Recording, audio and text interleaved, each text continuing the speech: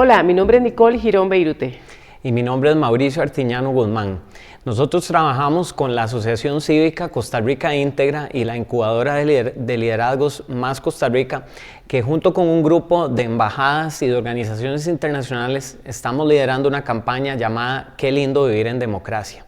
Como ustedes saben, tenemos elecciones este próximo 1 de febrero y por eso es que es importante en este momento, más que nunca, hablar de democracia. Entonces, comencemos por lo más básico. ¿Qué es democracia? Estoy seguro que la mayoría de ustedes seguro dijeron democracia es tomar elecciones o tomar decisiones por mayoría. Y a mí me gustaría retar un poco esa definición porque es muy básica. La democracia va mucho más allá que elecciones. De hecho, la democracia la deberíamos de percibir no solamente como una forma de gobierno, sino como una forma de convivir, de convivencia. Y eso es un poco lo que vamos a hablar en esta conversación con ustedes. Pero comencemos por el tema de elecciones, porque indudablemente es un componente importante de lo que es la democracia. Las elecciones deben de ser legítimas y multipartidistas para que sean elecciones verdaderas. Como ustedes seguro conocen, existen muchos países del mundo donde tienen elecciones que en realidad son de un solo partido o que son fraudulentas o donde no se respetan las libertades cívicas necesarias para que sean elecciones legítimas. Para que una elección sea legítima también es importantísimo contar con instituciones independientes que garanticen que esas elecciones sean limpias precisamente. Aquí en Costa Rica desde 1953 tenemos al Tribunal Supremo de Elecciones, que de hecho fue el primer órgano independiente electoral en América Latina. Y el Tribunal Supremo de Elecciones, además de garantizar que se cumpla con la normativa en temas electorales, también nos apoyan con el tema de la organización y fiscalización de las elecciones. Pero hay una cosa muy bonita que tenemos aquí en Costa Rica que tenemos que valorar, y es que los votos los contamos nosotros, ¿verdad? Los contamos ciudadanos y ciudadanas y lo contamos a mano y votamos con crayola. Existen países, muchos países en el mundo donde esto se realiza de manera electrónica y aquí parte de la mística en Costa Rica es que los votos los contamos nosotros. Pues hablando de elecciones, ese privilegio tan grande que tenemos nosotros de decidir quiénes nos gobiernan, solamente lo tienen 28 de cada 100 personas en el mundo. Es importante reflexionarlo, ¿verdad? Reflexionar sobre eso, que solamente el 28% de la humanidad tiene ese gran privilegio y ese derecho de votar. Entonces por eso deberíamos de verlo como un deber también, porque qué difícil sería conversar con una persona de un país donde no puede votar y decirle, no, yo no quise levantarme ese domingo para ir a votar. Y vean que lastimosamente llevamos décadas donde el abstencionismo, o sea, la cantidad de personas que no van a votar ha ido creciendo de manera muy dramática, llegando hasta el 40% de las personas en el padrón electoral en las elecciones pasadas. Entonces, es una de las cosas que queremos que ustedes nos apoyen, salgamos a votar este próximo 1 de febrero. Bueno, pero para llegar a las elecciones hay un montón de procesos anteriores que también nosotros debemos de reconocer y recordar. Uno de los elementos es que nuestro Estado es un Estado que reconoce los derechos humanos.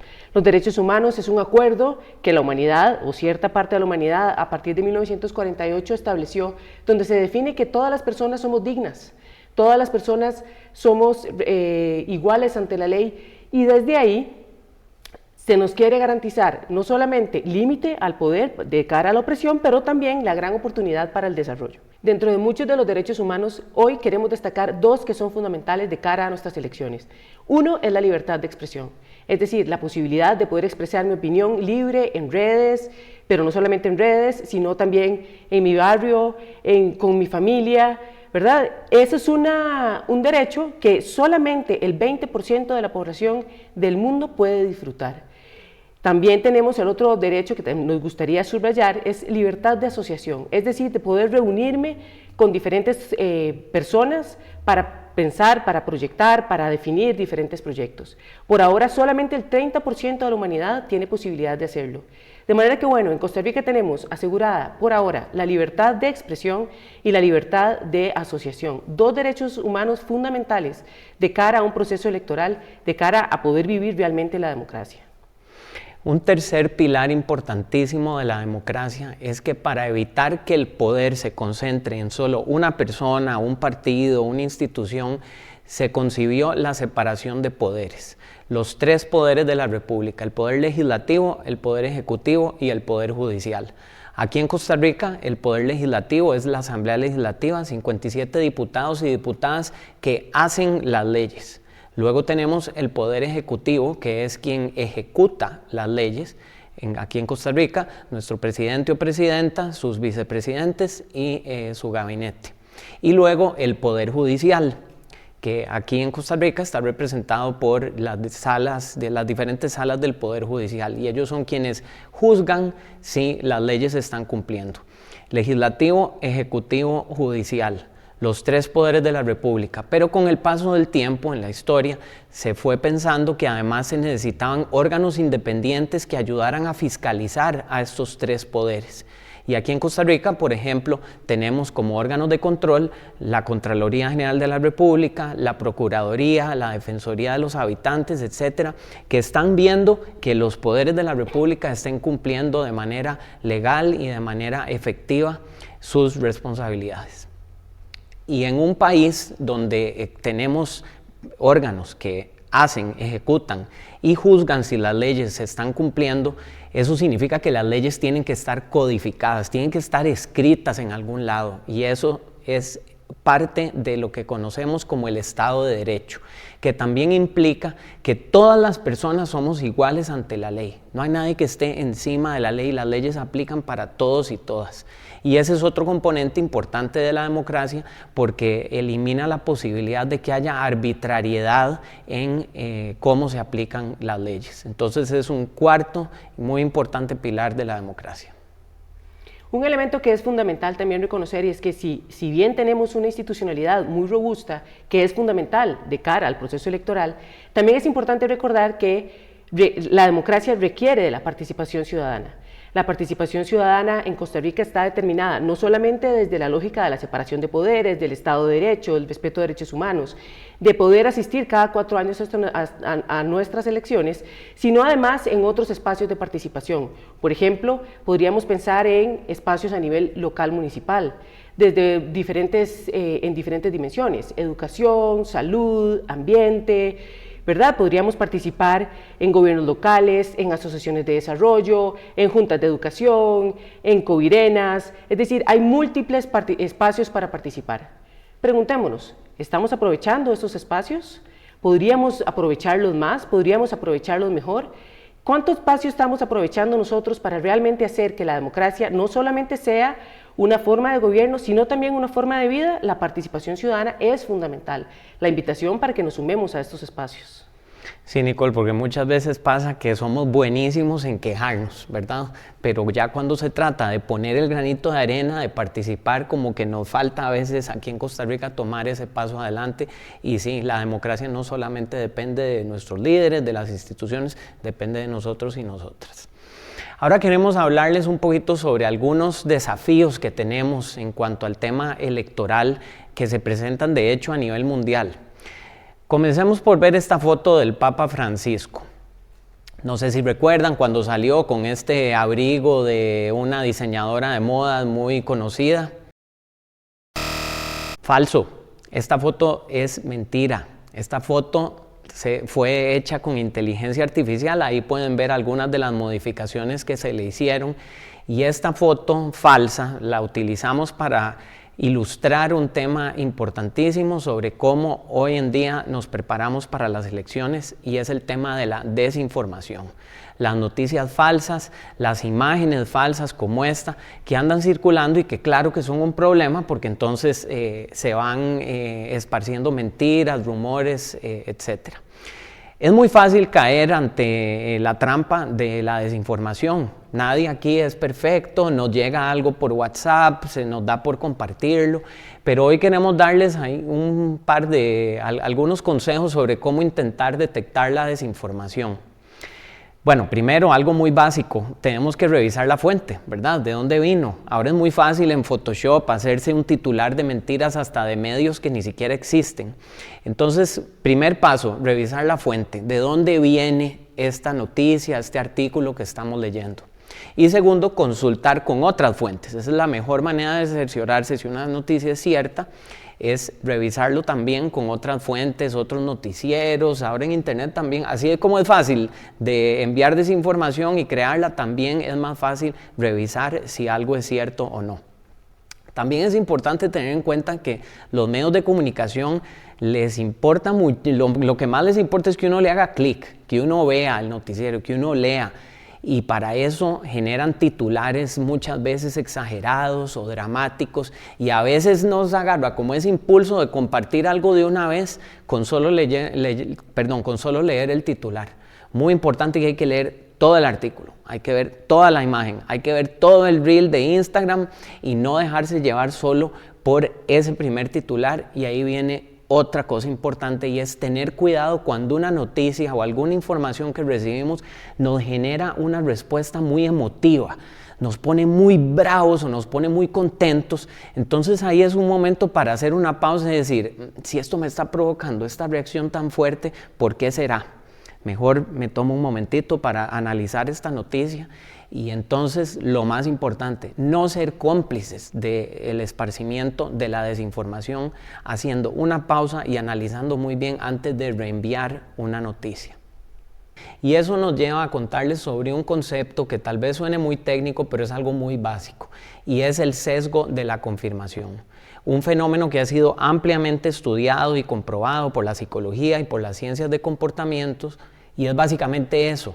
Todos queremos tener la razón, se siente lindo tener la razón, y por eso procesamos, analizamos y buscamos información que compruebe lo que nosotros ya pensamos. Entonces, ¿eso cómo se manifiesta en nuestras vidas normales? Que nos gusta conversar sobre todo con gente que piensa igual que nosotros, que en internet buscamos información que ayude con nuestros argumentos y no necesariamente buscarla de manera con mente abierta, sino, voy a buscar información que ya compruebe lo que ya pienso. Y las redes sociales han hecho esto aún más dramático, porque los algoritmos de las redes sociales están diseñados para seducirnos, a hacer clic, y para eso, claro, que nos tiran información, nos tiran medios de comunicación que nos hagan pensar que lo que nosotros ya creemos es la realidad. Entonces, queremos dejarles un mensaje dentro de toda esta charla muy importante, y es: abramos nuestras mentes, estemos conscientes de que todos tenemos este impulso por procesar y analizar información para comprobar lo que ya creemos, y retemos esto. A mí me gusta mucho algo que dice Nicole: retemos nuestros algoritmos. Comencemos a buscar en nuestras redes sociales medios de comunicación que tengan un sesgo o que tienden hacia una posición que no compartimos. Busquemos comentaristas que opinen diferente a nosotros para ir modificando ahí un poco el algoritmo para que nos comience a tirar información de diferentes lados. Seamos conscientes de este tema del sesgo de la confirmación. Nadie tiene la razón, y si estamos constantemente confirmándonos y autoconvenciéndonos de que tenemos la razón, eso dificulta las posibilidades para dialogar, que eso es necesario en una democracia. Otro de los grandes retos que tenemos en la democracia, en esta era de la comunicación y de las redes sociales, son los discursos de odio. Los discursos de odio son esos momentos en que empezamos a partir de cierta información, a definir que si la persona no piensa igual que yo, la empiezo a calificar y a determinar con ciertas palabras, adjetivos. Pero lo peor es cuando no solamente la califico, sino que la descalifico. La descalifico diciéndole ya no es suficientemente ciudadano para participar de la conversación, incluso llegando a pensar que ya no es suficientemente humano para participar del proceso democrático. Las generalizaciones a partir de los discursos de odio, de las seducciones que nos empiezan a ofrecer los algoritmos y las redes de comunicación, a partir de esos sesgos de confirmación, nos está llevando a la polarización. En lugar de tener simplemente oponentes políticos, ahora tenemos enemigos. Ese espacio de enemistad, ese espacio violento es el que nosotros debemos de evitar y sobre el cual nosotros no deberíamos de participar. No es en la democracia no es un espacio de unos contra otros, no son ellos contra nosotros. Somos una serie de ciudadanos que tenemos la gran capacidad de pensar, discutir y participar desde las diferentes perspectivas que nos ofrece la libertad de expresión, la libertad de asociación, la separación de los poderes, todos los derechos humanos y lo que hemos discutido hasta ahora. Un estudio reciente del 2025 de la ONU detectó 2,1 millones de mensajes de odio y discriminación en redes sociales costarricenses. Esta cifra representa un aumento del 16% respecto al 2024 y atención, un 400% más desde el 2021. Estos son datos de nuestro país. Nuestra conversación en redes sociales alrededor del tema político y democrático se está volviendo violento desde los discursos de odio. Eso debemos de detenerlo. Todas las personas tenemos derecho de participar de la conversación sin descalificarnos en nuestra condición ciudadana y, por supuesto, tampoco humana. ¿Y qué relación tienen los discursos de odio con los procesos democráticos? Pues todo. Si nosotros no respetamos a la otra persona como ciudadana y como ser humano que puede participar del proceso de conversación, no vamos a poder hacer realidad lo que significa la democracia. Es una conversación abierta entre todas las personas ciudadanas de un país. El diálogo es fundamental porque es el espacio donde nosotros podemos llegar a acuerdos básicos, acuerdos mínimos, acuerdos máximos. La importancia del diálogo y la democracia para Costa Rica siempre ha sido consustancial.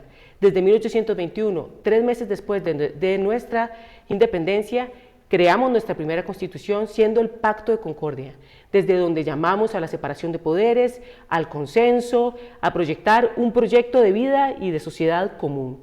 Desde que nosotros iniciamos nuestra vida de Estado independiente, hemos utilizado el diálogo como un elemento fundamental para nuestro ejercicio de gobierno y convivencia.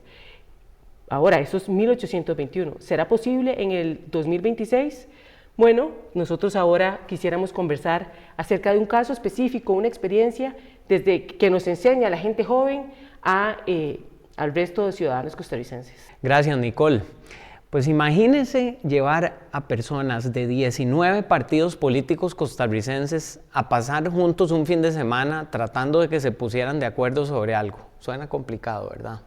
Pues eso hicimos el año pasado, bueno, no hicimos nosotros, eso hicieron un grupo de jóvenes, hombres y mujeres de 19 partidos políticos que se fueron al pueblo de Sitiomata en Turrialba y en 36 horas lograron redactar un pacto de 25 compromisos en temas de ética para esta campaña electoral. Vean qué lindo ejemplo. ¿Y cómo fue que sucedió eso? Los mismos jóvenes nos dijeron, ellos llegaron pensando en cuál es el futuro que quieren de manera conjunta para Costa Rica, cómo quieren que sea esta campaña electoral y se dieron cuenta que a veces quitándose un poco los prejuicios sobre cómo es tal persona de tal partido, se pueden lograr acuerdos. Este pacto ético interpartidario Sitiomata ya ha sido firmado por 20 partidos políticos. Incluso tuvimos un acto donde lo firmaron los candidatos a la presidencia y vicepresidencia y casi nadie se dio cuenta. Qué lástima, ¿verdad? Porque a veces no valoramos lo suficiente las buenas noticias y nos enfocamos en las malas noticias. Pero vean qué lindo ejemplo de que en efecto sí nos podemos poner de acuerdo. Bueno, y ahora para ir terminando, Nicole y yo les hemos hablado de muchos conceptos alrededor de la democracia, pero queremos terminar haciéndoles 2 invitaciones que en realidad son 2 llamados patrióticos de todo nuestro corazón, con amor a Costa Rica, un amor que todos y todas compartimos. Primero, hagamos de estas elecciones, de esta campaña, un ejemplo de diálogo, de respeto. Ya hemos hablado sobre el sesgo de la confirmación, que todos tendemos a querer tener la razón y por eso muchas veces nos sentamos a hablar con alguien y es a convencer. pero más bien sentémonos a conversar, a escuchar otros puntos de vista, siempre con respeto y con la mentalidad de que en muchas cosas podemos ponernos de acuerdo. Si nos dejamos de prejuicios, si nos dejamos de discursos de odio y nos ponemos a pensar que en muchas cosas que queremos para el futuro de Costa Rica, estamos todos en la misma página. Y la otra invitación que también queremos hacerles es salir a votar. El próximo 1 de febrero, de 6 de la mañana a 6 de la tarde. Salga a votar, pero no lo haga solo, hágalo en conjunto, lleve a alguien más a votar, haga de esto un ejercicio colectivo, conjunto, no se autodesconvoque. Aprovechemos esta gran oportunidad de poder ejercer nuestro derecho al voto cada 4 años. Participemos, disfrutemos, hagámoslo en conjunto, en colectivo, como lo hemos hecho desde siempre. Y recordemos también lo que hablamos, no todo el mundo somos privilegiados de tener ese derecho de votar. Si recuerdan todas las cifras que mencionamos anteriormente y hasta tomando en cuenta que somos de las pocas democracias sin ejército del mundo, solamente 12 de cada 100 personas en el mundo viven en una democracia como la nuestra. Cuidémosla a través del voto, a través de la participación, hagámoslo por nosotros, por el país que queremos, por todas estas personas alrededor del mundo que no tienen esos mismos derechos y sobre todo por las futuras generaciones a quienes les queremos heredar un país de paz. Muchas gracias. Muchas gracias.